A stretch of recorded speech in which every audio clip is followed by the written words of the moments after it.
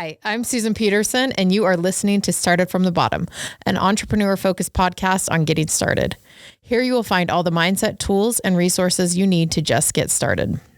Today, I am talking with Noelle Bates. Noelle is one of my oldest friends, and I've long admired the way that she approaches her career with honesty and tenacity. She has been a source of wisdom and encouragement for me for the past 12 years. This episode, we are going to cover how to be a loyal person, how she talked herself into a career, and how juicy sweats are superior to Gucci. Here's Noelle.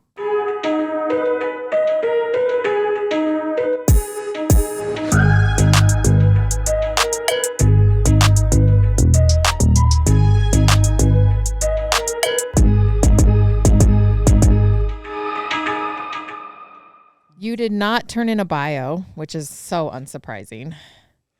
You know what? My LinkedIn profile is not even updated, and it will be hard to get me to care. So Allie found one on the internet.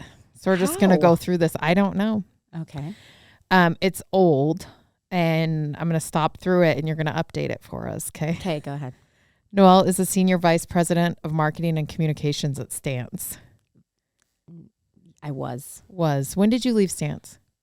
Well, technically, I'm still with Stance, just a little teensy bit. So I could never leave Stance because it's like too much part of me now.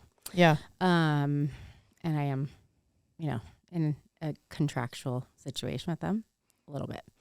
But I stopped working full time at Stance about 1.5 years ago. Okay. And so now your official title at Vivint is? I'm the VP of PR. VP of PR. I, though, recently took on all of brand marketing as well. So my title has not been modified, but it's not. We'll see if it does. That. I'm not really, super anxious about all that stuff. Okay. And then this is just all about Stance. Noelle oversees Stance's team of marketing directors as well as directs the company's social media and PR efforts. But now you do that at Vivint. Yes. Yes. Among a lot of other things. Yes. Among a lot of other things. Among a lot of other things. Okay. So Noelle loves to tell this story. So we're just going to get it out of the way because it's your how we met. Oh, I do want to tell this story. Okay. Let's go ahead and get it out of the way. So I was at a book club that Susan was at. It was Trashy Book Club. Shout out to Karina. Karina, what's up? What's up, girl? For setting up book club. Please edit out the what's up, girl. Do not put that in the podcast. So it's so embarrassing. Just say, we'll start over. Okay, but we might put it in because I'd like to embarrass you. So Susan and I were in a book club called Trashy Book Club. And it wasn't like 50 Shades of Grey book club. It was Tori Spelling's autobiography and storytelling. Yes, I'll never forget it. Books like that. And shout out to our friend Karina. Yeah, shout out Karina. Setting that up. And we just had a fun interaction a couple of times. And then I get an email from Susan, who I really didn't know. I'd never met before Trashy Book Club, saying, I think you're cool. Do you want to be my friend? And I was like, this is so sad. And also sort of pathetic, but completely adorable. And let's give it a shot. So I email her back and I'm like, sure, I'll be your friend. Do you want to come over for lunch tomorrow? And so she came over from lunch. And then that was the end of the story. And that was like 14 years ago. Yeah, you did not have Coco, and I think Miller was a baby. I think so too. Yeah. So sad and pathetic. Those are new additions to that story. Okay, I'm kind of kidding, but in a way, it was kindergarten playground like interaction, honesty, and vulnerability. So I believe refreshing. Are the words you're looking for. Yes, it's how you made friends on the monkey bars. Yes. Which was just say, oh, we are both left-handed. Do you want to be friends? And then you're just friends, and you don't have to worry about all the others. Like, do I have a reaction to you that I like you? Cool, let's be friends. So that's what started it. And I actually think, credit to you, I've learned from that, where when I meet people and I like them, I tell them I like them and I say, oh, I want to be your friend. And people sometimes are like, that's weird. Yeah. Because it's not normal. But you kind of find your people better that way. More often than not, I feel like people are like, okay, I like you too. I was getting a vibe. Yeah, like we didn't have to go through the whole like year of like getting to know each other and checking with our friends if you're cool. And like, maybe I'll see you at 5 other parties before I invite you to lunch. It was just like cut to the chase. I like you. Do you want to be my friend? Okay, let's do it. Yes or no? Please pick one. Y or N, check a box. Okay. And the reason I want to kind of I love that story too. I remember at the time I had just started Freshly Picked and it was in the basement of my house at the time. And you were one of the first people that I had met that was like business, like boss babe. Oh my gosh. She hates me. Businesswoman doing it, killing it, unapologetic about the way that you were approaching it. And I remember thinking like, okay, I want to learn from this girl. I want to be her friend. I really admire what she's doing. It's really cool. Thank you. And so, going off of that, you've had like such an interesting career. Like you started in software, socks, building your own business, smart home. Yes. Like how socks. Smart home, all the S's. All the S's, sexy. Let's stop. Just stop. Okay. I know you've thought of 7. But how did you get started? Waitressing at Outback. Oh, yes, with Cubby. With Cubby. Shout out to Cubby. What's up? Seriously, one of my favorite people. We love Cubby. Who's better than Cubby James? No, I'm going to get him on the podcast. Thank you. Please do. Yeah. I will listen to that. So I was a waitress at Outback in college, and I was about to graduate, and I had really no idea what I was going to do, and had been thinking about maybe I should go to graduate school because that's what you do when you don't know what your career should be. And this is in the 90s, so it wasn't like, I don't really know didn't really know any women that had careers. I mean, I guess I did, but I just never I never even thought about it until I was in college. But I still didn't know necessarily what I was good at or what I wanted to do. And I was a good server. And a woman who would come in regularly, who had a daughter-in-law that worked there too. And sometimes she would get sat in my section. And just as time went on, I got to know her better. And it turned out she was a partner in a PR firm. And I didn't know that. And she started asking me questions about, what are you going to do after you graduate? And I don't know.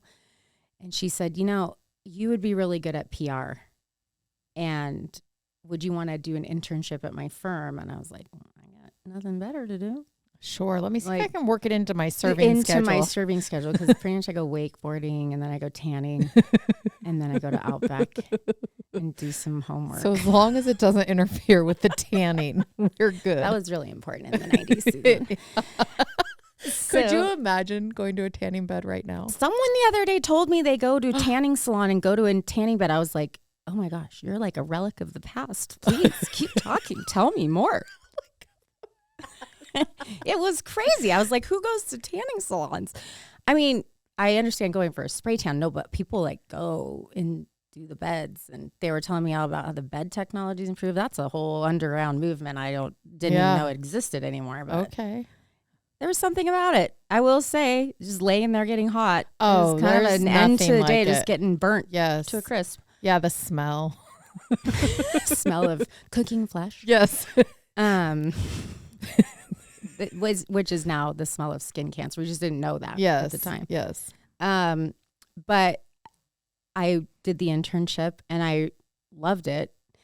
And so I took a job. I went full-time as soon as I graduated and started working with clients. You may have heard of them, like Apple and Symantec and some big tech companies. And then after about a year or two there, they wanted to open up a San Francisco office. So this is in the mid 90s. And that was during the .com boom. And we had a lot of clients in San Francisco and Silicon Valley. And so I just raised my hand and volunteered to move to San Francisco, and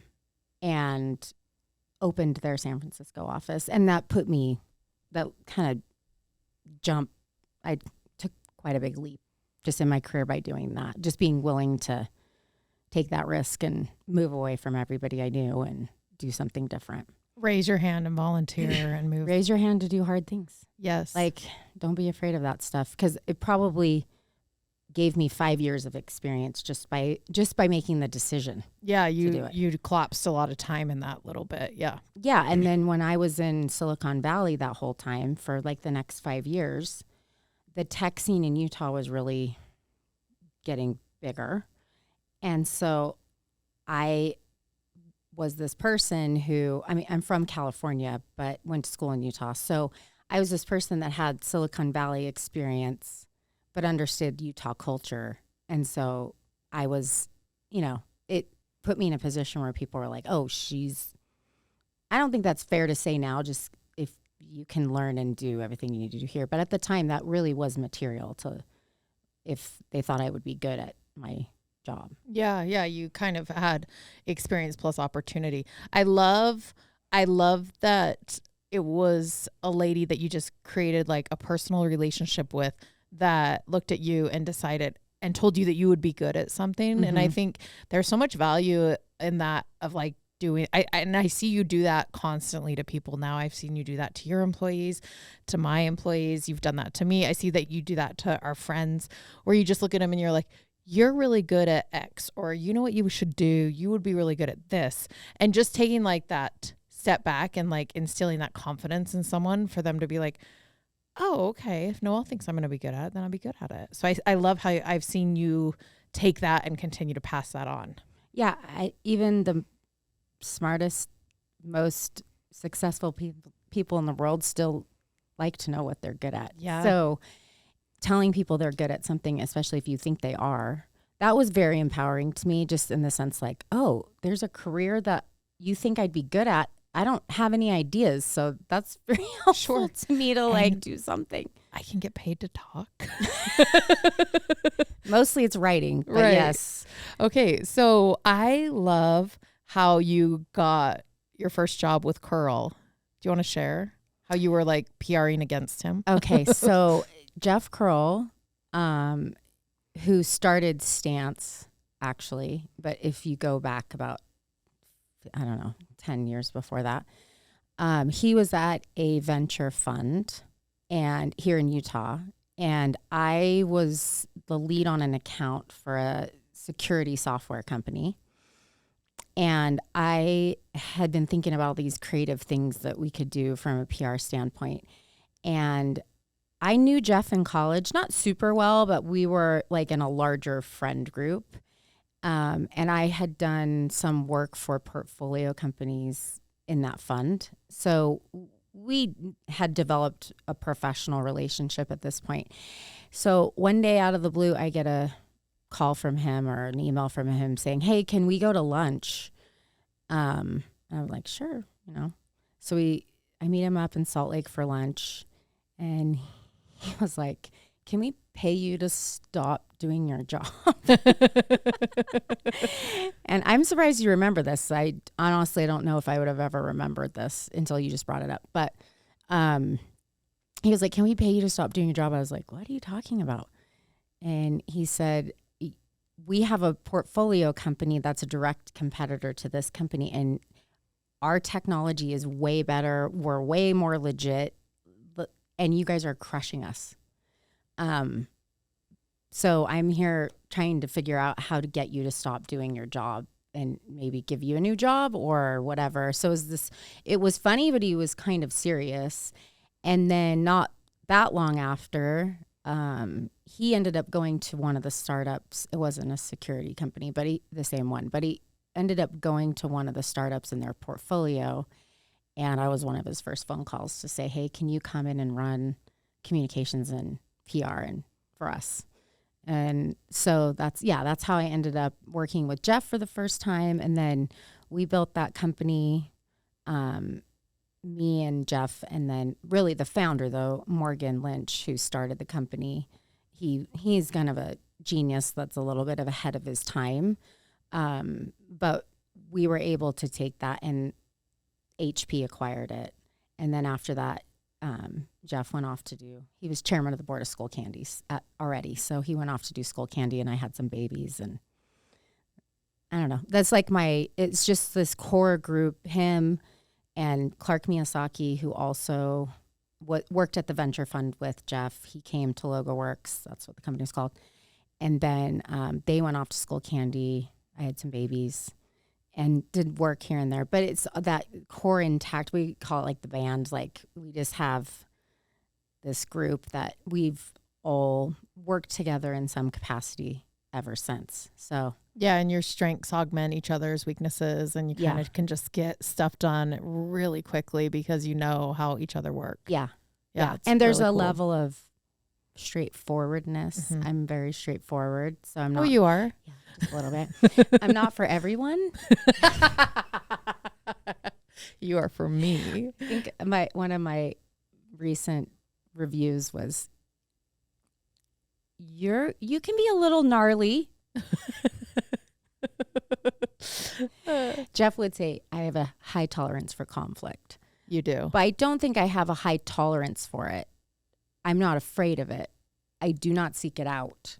But if it comes, I will stand up for myself and push back. And so there's a level of honesty that's there that it just makes everything easy. And the level of trust, like, I love those guys. Nothing's ever going to change that. If they come to me and say, this is what we're thinking, I'd be like, that's so dumb. And they're just like, oh, why? It's not like, you know what I mean? Or I can go to them and they can say, why would you do that, Noelle? I'm like, you're right. So it just makes things really fast and efficient. Getting to that place with people in a work environment is so freeing, and it speeds things up so much. Mm-hmm. And I feel like you're gnarly and you're not afraid of conflict, but it's usually for your team. 100%. Yeah. It's to get something I know is going to work done. It's to clear obstacles out of the way, or it's to protect someone that's vulnerable, that doesn't deserve what's happening to them. That can be a strength and a weakness, but like, I will go to the mat for people on my team. Yeah. Yeah. Or your friends. And I will go to the mat to stop someone who's hurting or getting in the way of my team. Mm-hmm. Yeah. With a lot of aftercare. You're really good at aftercare. I try to be. You really are. I've taken a beating and then been soothed by you. Actually, I tell this story all the time. I was starting my company, and Noelle was always my first phone call with a lot of things. And I'm sure you remember this, but we decided to have a sell, and we sold like 5,000 pairs of moccasins that we didn't have made. We didn't have the product, like I didn't even have the raw materials for it. Mm-hmm. And I called you and I was sobbing. And I thought she would be like empathetic. Well, you did. You listened for a good long time. Yeah. And then she's like, boo effing who, Susan? It's so hard to be successful. Like when I wouldn't stop crying. You had gotten to the end of what you needed me to know. Uh-huh. And I did listen to you all the way. And I don't know, I have a way of coalescing a lot of information and then just sticking it to a one-liner, that's like, that's the point. Yeah. And I asked, are you done? Mm-hmm. And you said, yeah. And I was like, Susan, it's so hard to be rich and successful. Put your big girl panties on, go down to the warehouse and figure it out. You have figured all this out to this point. Why would success be the thing you're not going to be able to figure out? And you just put it into such a good perspective for me. Well, I'd watched you do way harder things than that. Like a way harder thing than just ring the cash register. But it wasn't a challenge. Like you were in a real logistics issue and your business wasn't capitalized to handle that amount of orders at the time. I mean, was kind of like that IBM commercial where you're just like, oh my gosh, like what are we going to do? And so that's a good problem to have. So I just wanted you to focus on, no, this is what you've been working for. This thing happened to your business that people only dream of happening. This is a solvable problem. And then what you were so good at was you had made your customers a part of your brand. They were part of your story, or like they were your story. And that relationship you had with your customers was so built on trust and rooting for each other and empathy that I knew there was no way, because of the way you had marketed your business, that you would be in a position where any customer was going to be an asshole about it. Right. Not getting their order on time. Right. I really leaned into that though for a long time, because I think I was like, okay, if Noelle can see the end of this, then it's good. Yeah. I know it took you a few months, but you also learned so much in those 2 months of getting your business set up to be big. Yeah. For systems and scalability. Pushed you. Yeah. It really pushed you into beyond what I was capable. Totally. Yeah. And you were capable. I was capable. And I knew you were capable. That's why I said that. I wouldn't have, we have a certain level, like a relationship where I could say that. I probably now say that to anybody. Yeah. But it was in the moment like, oh, no. This is, if all the things that have challenged you, this is not going to be the thing that you die on. Yeah, we're not. No way am I going to let that happen. Oh, you're the best.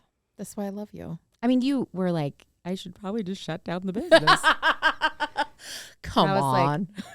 Like, I don't know if you noticed, but you actually finally have a business. So I feel like you should keep that shit going. All because of you. That's why we're here today.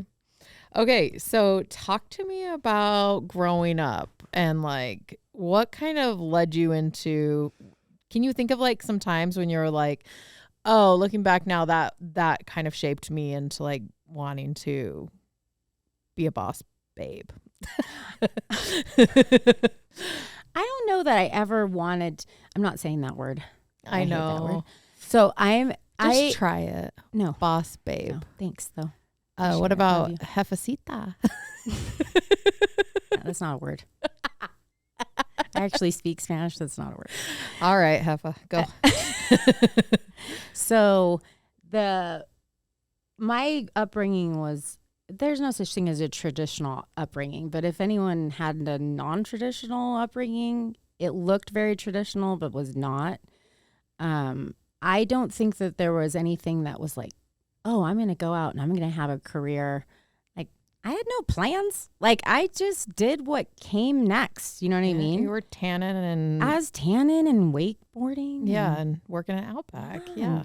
Yeah. I was living the country club dream. Yes, exactly. And so, but my parents were, I'm the second oldest of 6 or 7 or 8, depending on how you look at it. And so growing up in a large family, you learn, especially the second oldest, you learn a sense of independence that you just don't get when your parents have time for you. And so my mom grew up with June. I mean, the Cleavers, right? My grandparents are the Cleavers. They raised my mom in the perfect house. And my mom didn't know how to do anything for herself when she went to college, and it terrified her. And so she corrected on that. And I remember when I was 5, she made me make my own doctor's appointments. I had to call the doctor. And I remember calling, and she was like, you're going to make your own yearly pediatrician appointment. And I was like, I'm 5. And I'm in my head going, that sounds extreme, but okay. Made me dial the phone. It was like when you had a, pushed up button phone, and they pick up and they're like, hi, I don't know, someone's Dr. Van's office. Hi, I need to make an appointment for my annual physical. And they're like, who is this? And so I tell them, and they're like, okay, honey, is your mom there? And I'm like, yeah. I give the phone, and I can hear her explain, no, I wanted her to do this. because she did it wasn't for a career. It was just, I don't want you to come back to my house. I don't and make me do stuff for you. Once you're gone, There's gone. too many of you. Mm-hmm. Like, I am raising you to go and have your own life. So there was a lot of stuff like that my whole life. Like, if I wanted to run for student council, I made my own posters, bought my own posters, earned my own money to get the materials to make my own posters. We just figured it out. And my parents divorced when it was a somewhat scandalous, situation.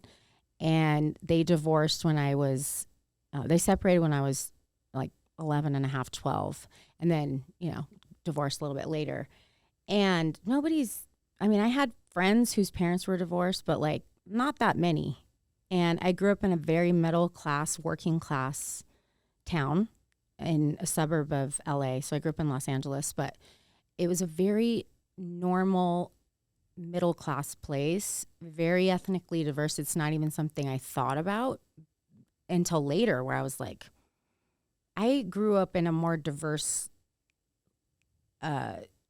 area or neighborhood and went to school with, I don't even see that much diversity now in a lot of places, even though we want that and we strive for it. I actually did grow up that way. And so you just figured things out for yourself. It was a different time. I'm also Gen X.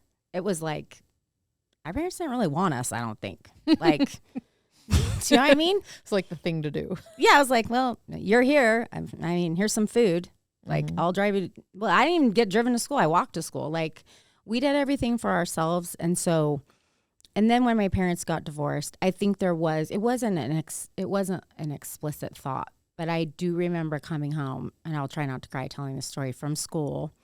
And my dad, and I don't want to like disparage my parents, but we were not in the best financial situation when there were things just came out in the wash that my mom didn't know about. And so we were not in a very good financial situation. And I came home from school, and I remember just looking at her, and she's sitting at our dining room table, and there were just bills everywhere, and she's sobbing. And it wasn't, I don't remember what the thought was in my head. I just remember the scene in my head, and it wasn't words, but at that moment, it was very much a sense of like, someday you're going to be sitting at a table by yourself. You have to be able to handle that situation in a better way than this. Right. Is not good. So it wasn't, again, it wasn't like, but I know that moment changed. It like imprinted a little on bit you. of like, you have to take care of yourself. You're going to have to figure out how to take care of yourself. And if you bring other people into the world, you're responsible for them. And so you can't rely on other people necessarily. You can't hope the person you marry or your parents or a friend, someone's going to pick up the slack and rescue you. Like, you're going to be your own rescue boat. So that was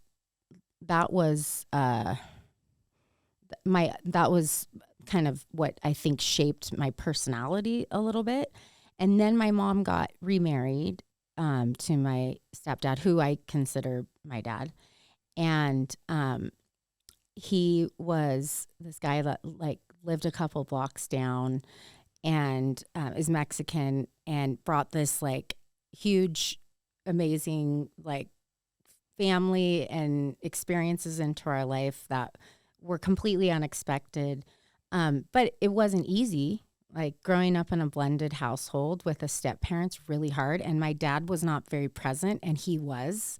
And we had rules, and he was, we had fire station rules. So, like, if the rule was don't leave shoes in the hallway, and my sister had these Guess boots that, they were like $200. And I think my biological dad actually bought them for her. And Ruben came home from work one day. They were in the hallway. He picked them up and chucked them over the deck into like a canyon with rattlesnakes in it.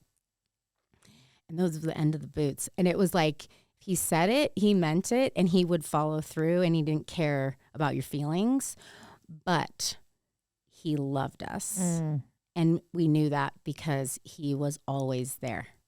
He was the one taping my prom dress to my chest. And like, I'm not even joking, that happened. We love Ruben. It was kind of sliding down.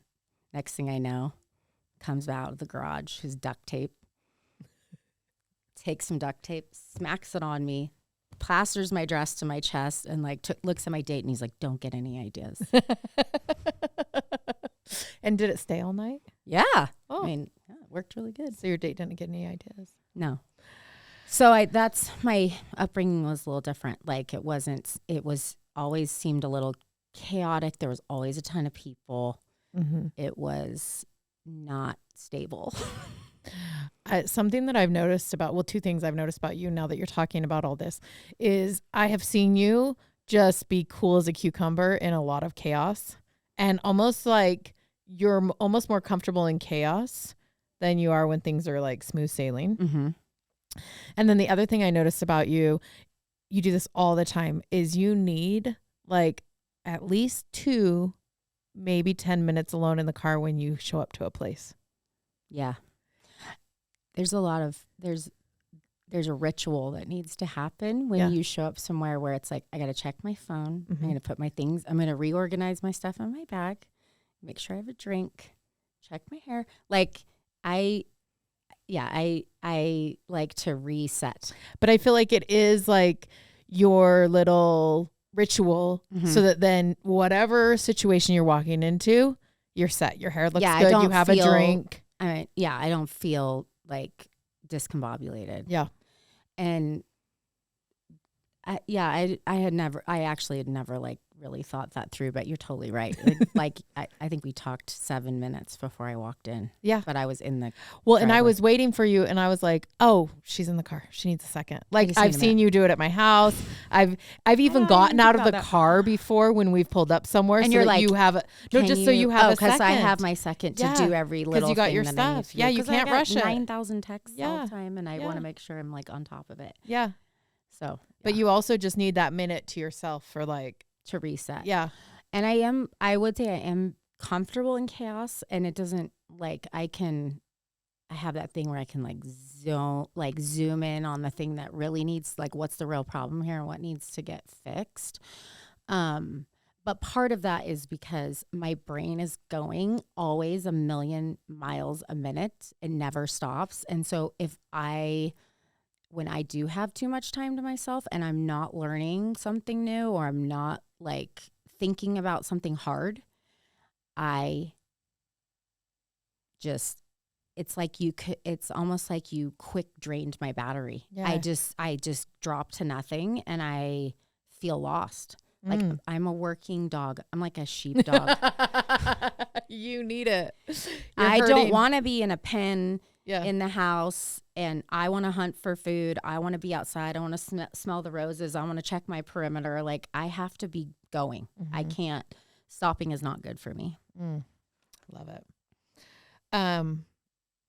What's the scrappiest thing you've ever done?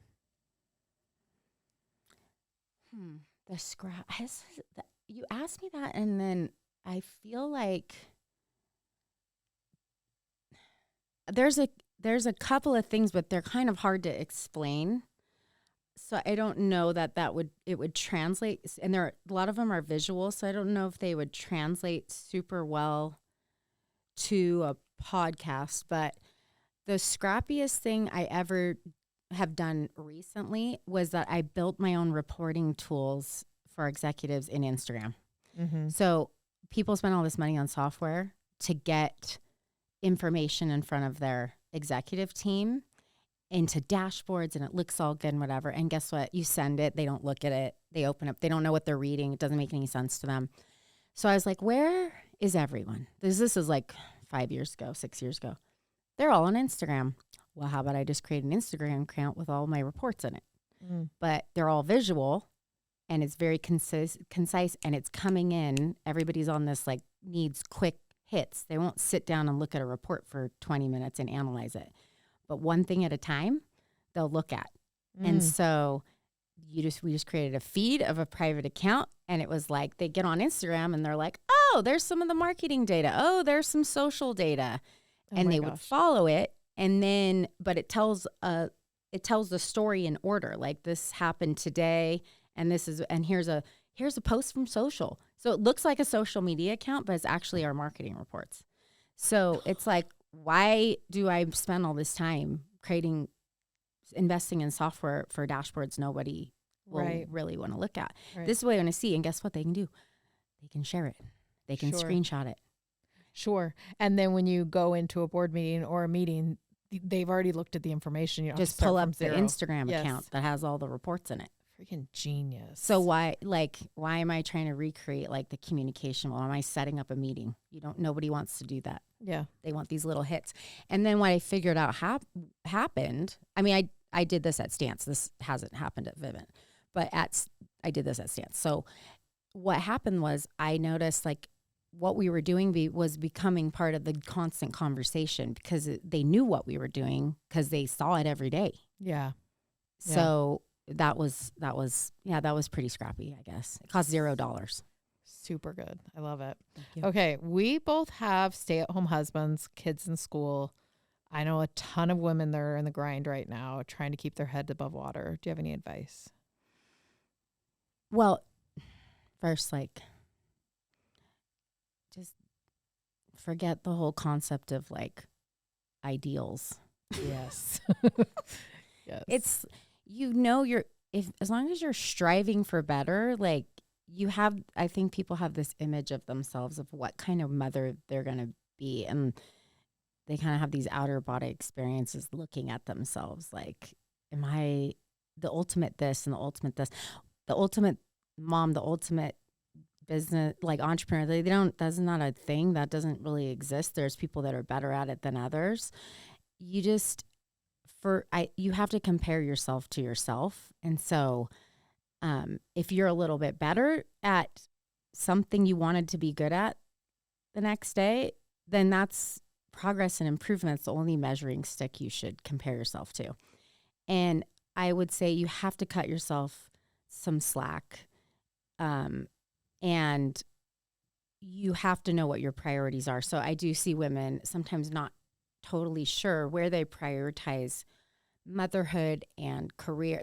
They don't have it in a priority list. And I don't think they can shift. Like right now I have to do this thing because this is imperative for my family, but meaning like where you spend your time.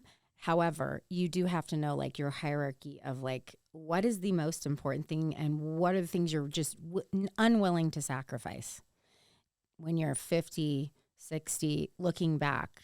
What are the sacrifices you're going to regret making? Not what you didn't do. Like that is so unhelpful, but what is it that you compromised or that you knew you were going to hate yourself for, and yet you did it anyway.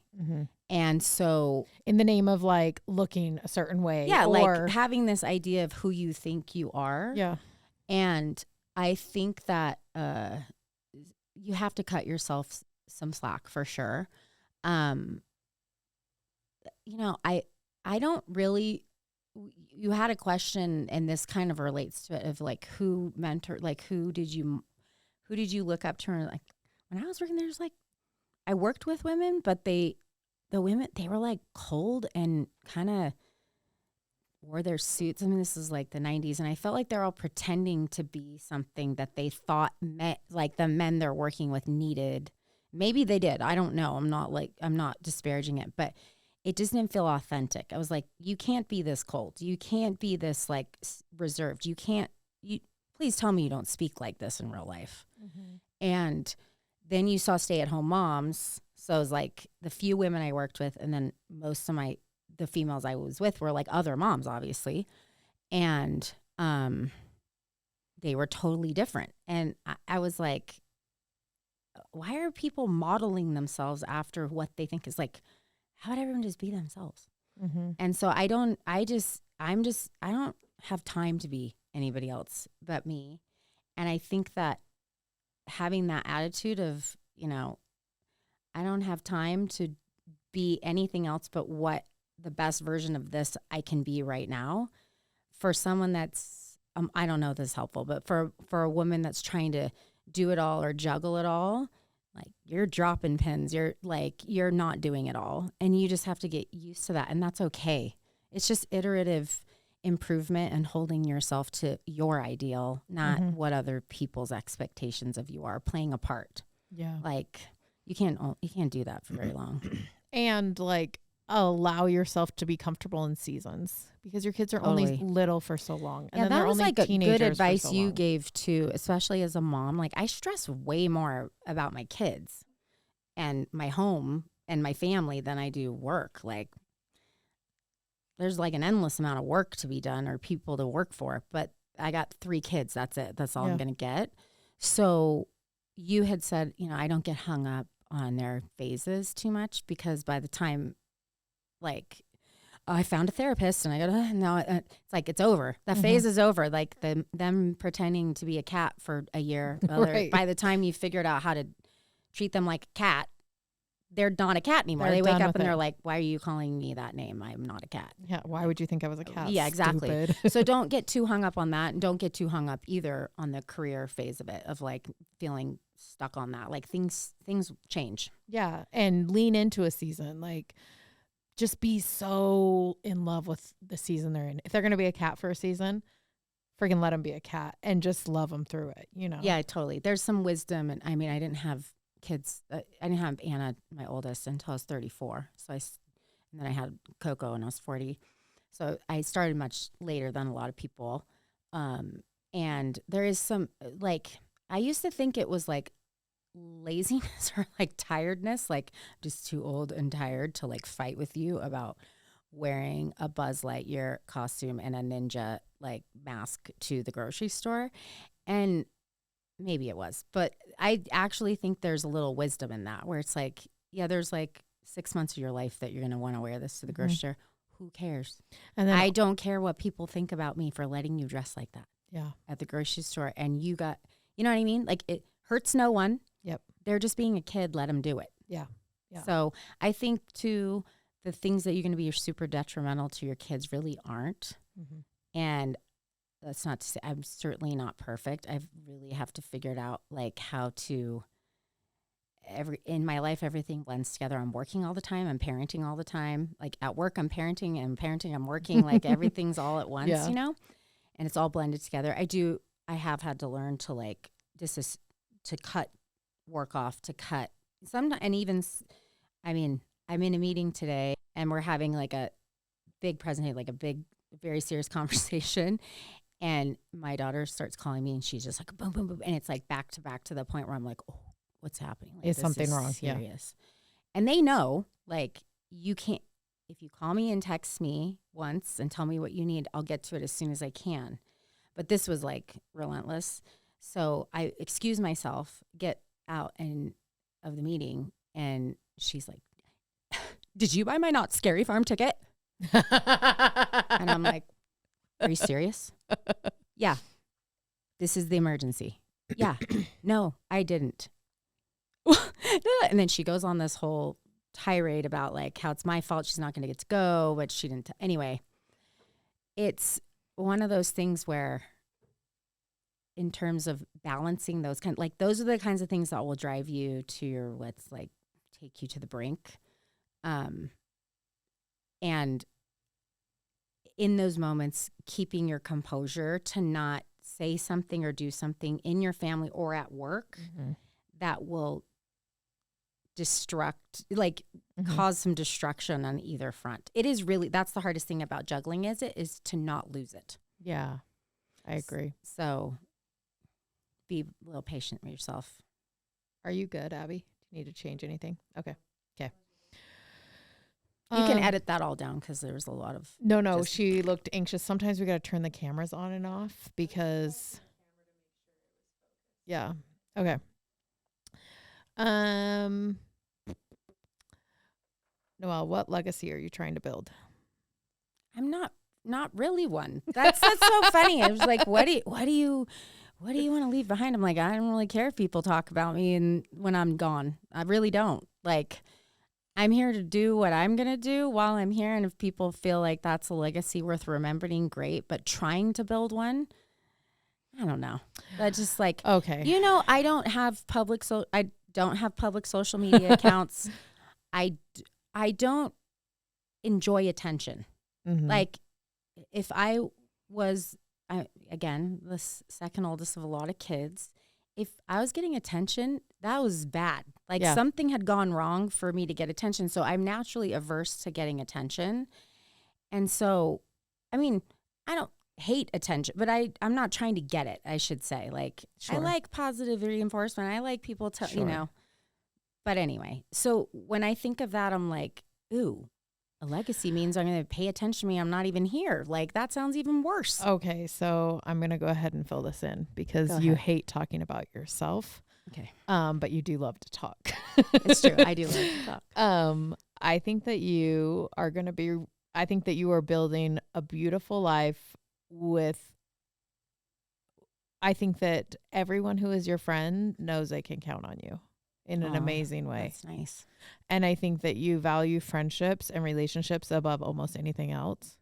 That's true. And like I would never, but if I had to bury a dead body. You would for me? Yeah. I mean, like. I would for you. I think that the way loyalty is number one. And also, once someone's your friend, you only see the good in them. That's true. Loyalty is like, I do think that's like a lost value a little bit, where people are quick to abandon people or pivot on someone because how it's going to make them look. And I just think that's like socially corrosive. Mm-hmm. And so part of it is when I become friends with someone, I mean, I choose my friends, I think pretty wisely, but when I'm your friend, you're my friend. Mm-hmm. And so that if all you've done is be good to me, like that's all you're going to get from me. And I sort of lived by this mantra where I do everyone favors and no one owes me anything. Like I will do a favor for people, but I hate to ask for one because it's just nice to live in a world where it's like people know that I'm friends with. If I'm friends with you, it's because I genuinely like you. And I do have a lot of friends that are like, successful and important and all of that. But it's funny because I really genuinely do like all the friends I have. I have friends from like every spectrum of life, every walk of life. And I just like people and I'm genuinely curious about them. And I do see what people are good at. And I do see good in people, the people that I love. I also, though, I will say for the people that I love the most, I know where they're not measuring up to what they could be. Do you know what I mean? And they know it too. Mm-hmm. And so sometimes it's hard for people because some of my friends where they're like, oh, I wish you didn't know that I could be a better person than this. It's a little bit of tough love. Or I could, not that it's tough love, but like if I see people doing something self-destructive or whatever, I'm not the friend I am not an enabler. You are not an enabler. But if I tell you 2 + 2 is 6, you are going to tell everyone, Susan said it's 6. So it's true. 6. Totally true. Yeah. But then to my face, you'll say, you dumb effing B. 2 + 2 is 4. What the heck are you thinking? You know what I mean? But to everyone else, for you? forward facing, you'd be like, it's 6. I don't know. That's you. what she said. Yeah, so what do you 6. care? Yeah. Get out of her business. Exactly. Okay. We're going to go into some rapid fire questions. Okay. Which of my children is your favorite? Oh. I can't have them both? You can. Yeah. Both. Okay. Just to give you some context, my kids, I don't know what it is. We barely like each other, Noelle and I, but my kids are obsessed. So we are planning a trip for her birthday coming up. And your birthday's in December. No. Yeah. My 50th birthday's in December. And we're going on a trip in March. And we were planning it. And my kids are like, Noelle's turning 50. I thought she was younger than you, Mom. What the hell? And I was like, So what do they want for Christmas? Who's coming in your will? Because they're both written out of mine. Also, Chris keeps asking, when are we planning the trip? He thinks he's coming. Poor Christian. He's not coming. It's so sad. He's Christian. not coming. Okay, actually, Noelle taught me about dill bags. Do you want to say what dill bags are? You know what a dill bag is. No, I don't. When you close a dill, you buy yourself a bag. Oh, yes. And when you close a good deal, you buy your friends a bag. A really good bag. Yeah. And so we've both gotten deal bags. We've both gotten deal bags. Yeah. It's true. And it has to be designer. Yeah. I mean, we're not going to buy you a Target. That's a or representation of like, look, stop it. Whatever. I don't know. The fanny pack's pretty amazing. No, I'm saying it has to be designer or freshly picked. Or freshly picked. Yeah. Okay. So yeah, the deal, it's like a moment that's something you carry around every day. Like you get to carry around this like success with you. It's not a bag. It's like represents like you did something cool. Yeah. Big. Yeah. Yeah. I know you don't have one, but what's your most embarrassing moment? Juicy. The first time I met Noelle, she was wearing juicy sweats. There was a point where I had 26 juicy tracksuits. 26. I wore them every day. And of course, I had no idea. They're like so expensive. My 15-year-old like cries when she thinks about the juicy sweats I gave away. Yeah. Because they're like huge again. Yes. But I think too, like I don't know. Like, I kind of always felt like Gucci was, it's amazing, but like I'm wearing shoes, but whatever. It was like this feels a little like not, it was not my personal. I had a sense, I have developed a sense of personal style and did not align with that. And I don't think anything's there's not any brand or anything that's worth violating your personal style. Yeah, I feel like that means you kind of don't know who you are. Your personal style is a mix between. Okay. Go ahead. Say it. Oh, I forgot. Eurotrash. A little bit. True. And a boy who lives in his mom's basement. 1000%. Kellyanne always says that, like, wait, when I get dressed up. Because she's a stylist. And she's like, well, what the hell would you know? You dress like a teenage boy. I'm like, because it's the best. Like, why would I? You idiots who've been dressing and been uncomfortable. I've been comfortable for 20 years. Yeah. Like, why do you have clothes with waistbands? Yeah, Prada and Gucci. Why do you have buttons? Like, Prada and Juicy all the where way. it's at. Okay. Okay, this is like truth or truth. I'm going to give you 3 categories. You have to pick one, and then I'm going to ask you a question. It's like, what's behind the door? Okay. Girl boss, gatekeep, or gaslight? I don't know what those mean.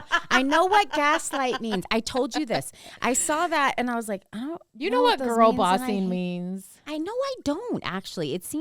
That sounds that sounds to me like some girl's like, I'm going to be a boss and is playing a part. Yeah. Like you are. Like, here's the thing. It's big on TikTok right now, that term. Girl boss, No, I just feel like that's like, ooh, I'm trying to like be something I'm not. This is also her way of getting out of the question, so pick one. You just look like Coco right there. What do you mean by gatekeep? Like, you know how sometimes you like a product, you don't want to share it with anyone because you want to keep it to yourself? Oh, not really. I don't really do that. Yeah. Probably gaslight, but only you. When's the last time you gaslit me then? I don't know. I don't really gaslight people either. Oh, you're really good. Girl boss, gatekeep. When's the last time you gaslit Coco? What do you mean? When's the last time she gaslit me? Oh, yesterday. Oh, today. Oh, like an hour ago. What'd she gaslight you? What'd she do? Well, oh my God. Keep in mind Coco's 11 and Noelle's 50. Go ahead. It's like, I don't, it's something every single day. We're having fights about screen time. What about how if I, like, mom, are you a good mom? Well, I try very hard to be a good mom. Well, if you're a good mom, then you've raised me in a way that I should be allowed to have more screen time because you're my mom. And if you're a good mom, then you would know I'd make good choices with my screen time. Oh my God. So it's like, you either have to admit you're a terrible mom or you have to give me screen time. And you're just standing there like, hold on, let me think about this for a second. And it's like, I'm caught off guard every freaking day because this is her line of reasoning. Like, she's so it's like, genius. that is kind of that is gaslighting. Yeah, it's gaslighting. Yeah. Yeah. She's You're forcing me to. She's our favorite girl boss too. Gatekeep and gaslighter. One thing I should have said before, some of the best advice I've ever gotten, or like watching someone, Laura Schwab, she was the president of Aston Martin and then Land Rover before that. Like, there's not a more male-dominated industry than the auto industry, and she had become like president of this, like, you know, super elite car brand. She ended up at Rivian. That didn't work out. That's not my story to tell, but I listened to her speak once because she came to Stance for something, and she spoke at Stance. And then I read an article that she was profiled in where she said that I'm where I'm at because I'm nice. And I was like, oh, it's so refreshing. Like, she didn't feel like she had to be someone else or have to like play a part for the men that she worked with. She could actually just be herself and let herself do the work. Mm-hmm. Do you know what I mean? Mm-hmm. And let her own personality do the work. And that's something that that's how I feel. Like, I wouldn't say that I've like got where I'm at because I'm not, like, that's not the adjective I would use. I'm not mean, but like, I would say I have got to where I am by being myself and doing it my way. Mm-hmm. And I think that's why when it's like talking to women about how to juggle stuff, it's like, if you know who you are and you can develop a sense of who you are, then that doesn't feel so chaotic and difficult. Yeah. And what you want for your life, you get to choose. Yeah. And you get to pick, you get to author it, you get to write it. Just choose your own venture. Yes. And what you want looks totally different than what someone else wants. I mean, we did a podcast with Lisa, and we talked about how she likes a slower growth in her business. Yeah. And that works for her. Totally. And there have been times when I've pushed her and she's had to be like, Susan, back off. Like, this is how I want it. Yeah. And I think it's so true. Like, your success looks totally different than someone else's. So that's why I'm like, I don't know if I'm a mentor. Like, don't call me a role model. If there's anything I would want someone that worked for me or like my girls to learn, is that I don't care what you do. Like, if you want to be a stay-at-home mom, like, and that's what's going to fulfill you, make you happy, I'm 1000% support of that. I want you to know who you are, that's what you really want. Mm-hmm. Like, that's you decide that for yourself, and don't do that because that's going to make someone else happy. Yeah. So, yeah, that's what I'd say. And I could have not ever, worked if I had done it because I thought, oh, someone's judging me or someone's going to be. I was like, oh, I'm going to do this the way I want to do it. Thank you, though. Yeah. Love that. All right, Noelle, thank you for coming on my podcast. I know it was uncomfortable for you, but everyone go follow her. I'll tag her. I'm not going to accept your follow request. Don't do it. I'll tag her on my Instagram. And she'll just keep tagging me. I don't want her to go on the trip. Love you. Because it's going to be like 7 days of being tagged on Susan's Instagram. You want me there. I want you there. I don't want your Instagram. I'll leave her at home, okay? Thank you.